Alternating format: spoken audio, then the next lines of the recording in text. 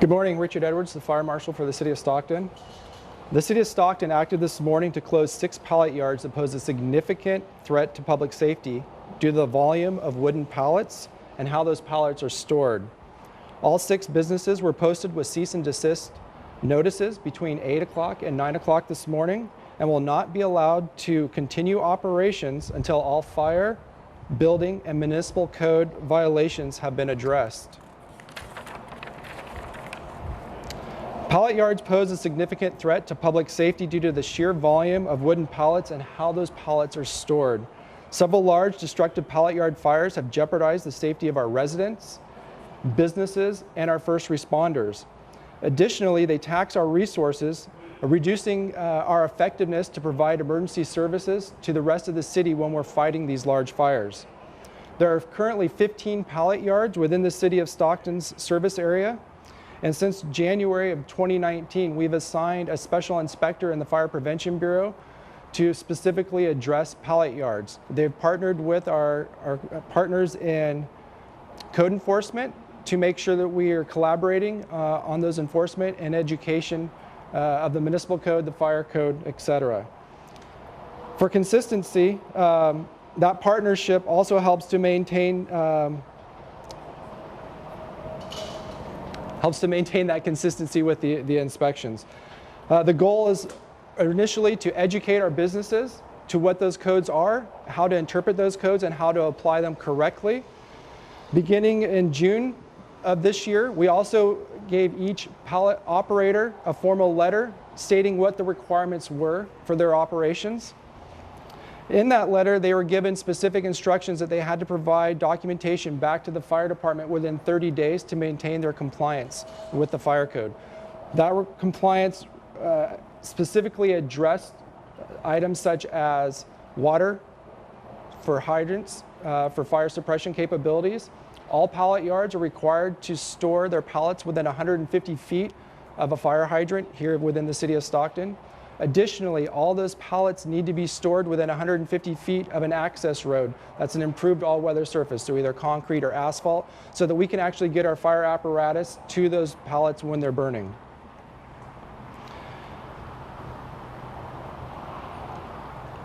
So after that 30 days, most of these businesses that were listed were unresponsive to our request to comply with the fire code and the Stockton Municipal Code.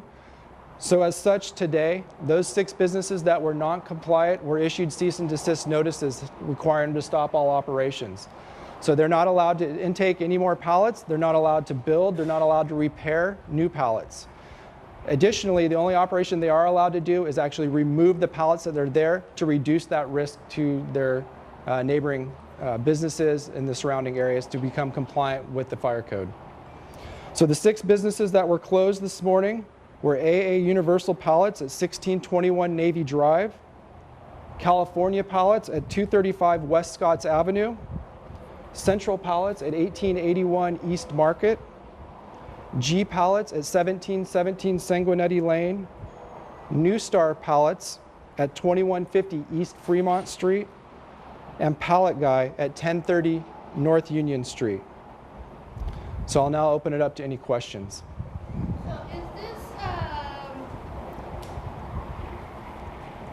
This is after the fires that we had a couple months ago, and I mean, those businesses have been there for years and years and years. Before, nobody ever approached them just to see if they were up to code after we had all these fires, and we saw the mess and money.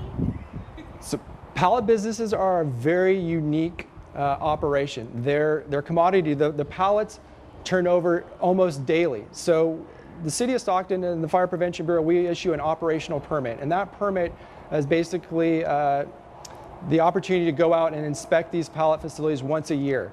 But as you can imagine, inspecting them only once a year, what we see today is going to be significantly different tomorrow. And so to address that, we've had an inspector now go out there almost every other week to these facilities to maintain what that compliance looks like.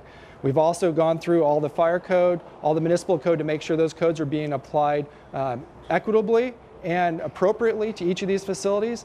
And that's where the determination was made that they needed to provide site plans to provide us that information, where they're storing their product consistently to maintain that compliance with the fire code and the municipal code.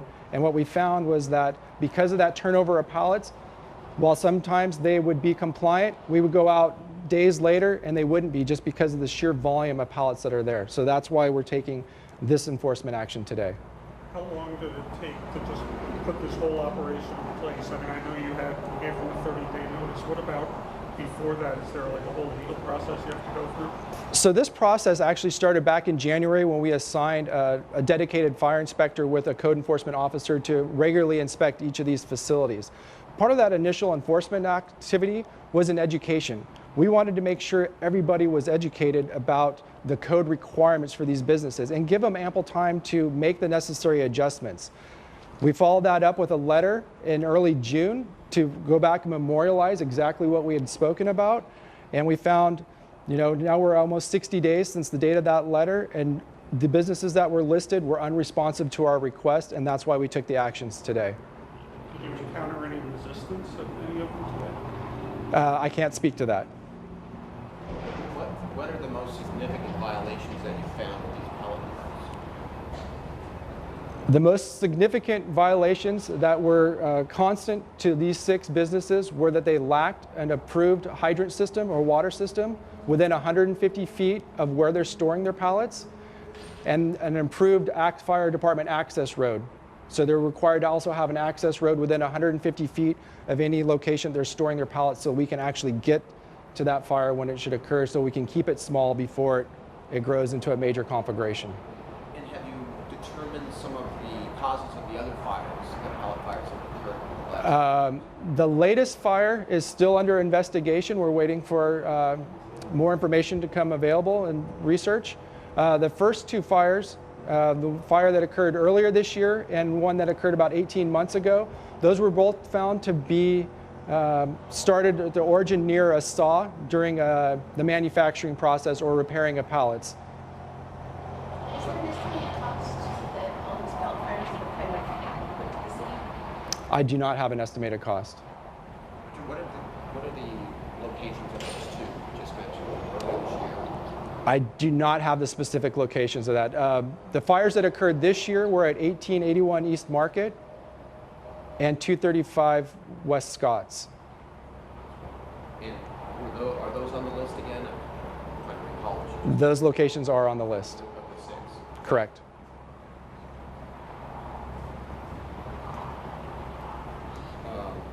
So until they follow code and fix those violations, so to speak, they are shut down. Correct. So the cease and desist notice that went out today told them specifically that they can no longer take in any new pallets. They're not allowed to repair. They're not allowed to build new pallets. The only operation they can do is actually physically remove the pallets on site off of those locations to become compliant and reduce the risk to the surrounding community. Inspectors will be out next week to confirm that actually has occurred. We're also working with them to schedule compliance meetings. So we're going to bring them into the Fire Prevention Bureau and meet with our building officials, code enforcement officials, economic development folks, so that we can help them get back on their feet in improved areas that meet the fire code requirements. For the 3 fires that we had in the past 2 years, basically, were the first one in a long time, or we can say maybe we have one of those fires a year? So we've had 2 fires in the last 6 months. Prior to that, we had an additional large pallet fire about 18 months prior to that. And before that? And before that, I can't speak to that. I don't have that information. Why are pallet fires so hard to fight and such a danger? So pallet fires pose a significant danger to the community just because of the commodity they are. So as pallets are stacked, they have a lot of airflow between each individual pallet, so that air helps to contribute to large fire growth, and the sheer surface volume of the wood contributes to that fire growth also. These pallet yards are very large, so they have a tremendous amount of fuel load, so they require a lot of water to actually suppress and overcome the BTUs, or the British thermal units, the heat that's generated from these fires. So that's the necessity and the requirement that's put in there for the water supply systems. Will these near residential areas as well? Because I know a couple of years ago when there was a major pallet fire, a number of homes were destroyed. Sure. So pallet yards are typically located in certain areas that are approved by land use through the planning department, but they do sometimes abut residential neighborhoods or may be in close proximity, further increasing the risk to public safety. How about these? The ones you went to today, were any of them near residential areas? Some of these were. Are there any locations that will not be able to meet the requirements that you guys are putting forth and have to be permanently shut down? No. So each of these locations that we visited today, they have the opportunity to bring in private water supply systems to put in the hydrants that are necessary for their storage. And they also have the ability to provide that improved all-weather surface, so that fire access for the fire apparatus. So the other 9 within your service area, they all checked out, right? So the other 9 are currently compliant with the fire code and the municipal code. And how many times were they in violation for you to have to put them on this notice? I mean, was it you guys went out one time and that was it, you're done, or is it did they have multiple violations throughout the inspections? Right. I can't speak to a specific number. I don't have that information, but we did visit these facilities at least monthly, if not more frequently. And a lot of that at the beginning was sheerly just to educate them, making sure they were aware of the code and how that code applies to each of their businesses, giving them the opportunity to become compliant. So you could say they have plenty of opportunity to fix it before you guys came to shut it. Yes. Since January, you said you've gone out there. Correct. June and Right. So we memorialized everything we'd spoken about, the major code requirements, the access and water, in a formal letter that was given to them in early June with specific timelines to meet those requirements, giving them the opportunity to work with architects to design those plans to show good faith that they are trying to comply with the fire codes. Have you ever done anything like this before, pertaining to pallet yards? No, not on this level. Okay, I'm wondering why a couple of years ago, after the really major one, why nothing of that sort was undertaken. I can't speak to that. Did you want to speak to, we do have a pallet fire, what that does to resources for us?